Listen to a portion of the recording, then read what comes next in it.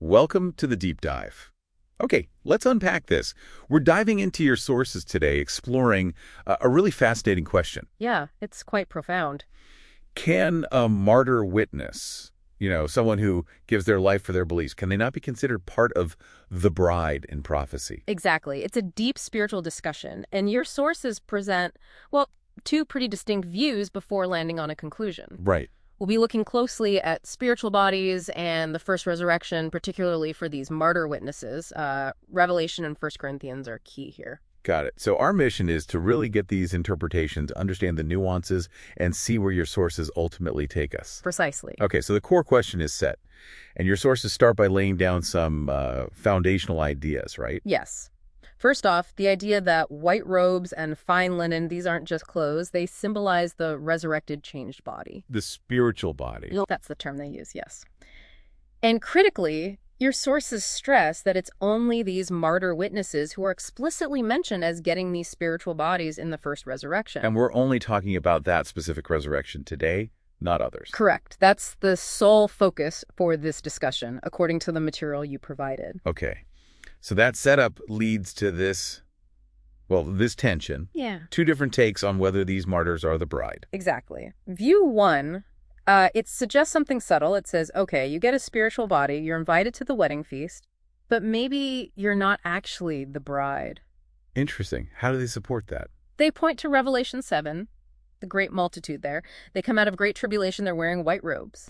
And this view identifies them as martyr witnesses, yes, but as guests, not the bride. So guests, not the bride, even though they are martyrs with robes. Right. Because this perspective highlights the bride in Revelation 19 wears something described differently. Shining and clean, fine linen. Different descriptions. Yeah, your sources even note the specific terms used, suggesting the difference in wording implies a distinction. White robes for the multitude, shining and clean, fine linen for the bride. It hints at maybe different kinds of spiritual bodies, perhaps a hierarchy. Okay, that makes sense as an argument for separation.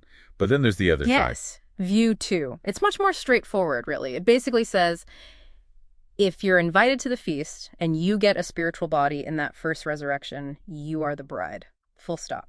So under that view, all martyr witnesses are the bride. Correct. And anyone who gets into the New Jerusalem is part of the bride. Therefore, that great multitude from Revelation 7, since they are martyr witnesses and they do enter the New Jerusalem, they must be the bride. That's the logic of view two. So how do the sources square these two? They seem pretty opposed. They bring in 1 Corinthians 15. Paul talks about heavenly bodies having different glories, right? Like the sun, the moon, the stars, they all shine differently. The sources apply this idea to spiritual bodies. They argue that even these resurrected bodies can have different levels of glory. So more faithfulness as a martyr witness leads to greater glory, a more, let's say, glorious spiritual body. So the difference isn't whether you're the bride, but maybe how bright your robe is, metaphorically speaking. That's exactly the reconciliation your sources offer. Despite the differences in glory, which stem from varying faithfulness, the ultimate conclusion is unifying. Yeah.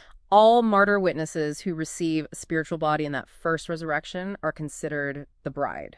The fundamental identity is the same. So the great multitude in Revelation 7, they are the bride. Yes.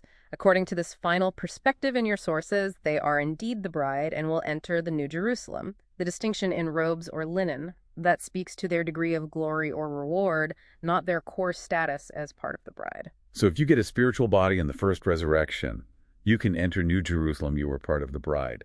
That's the bottom line from the sources. That's the explicit conclusion presented.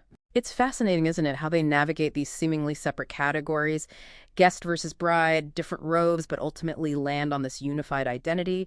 It suggests individual faithfulness matters for glory, but the fundamental status in that first resurrection is consistent. So what does this all mean for you listening? It's quite a thought, really.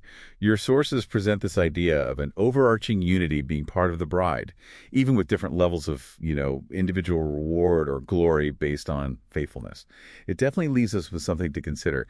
How do we balance that idea of individual standing versus collective identity in our own spiritual understanding? Something to really mull over.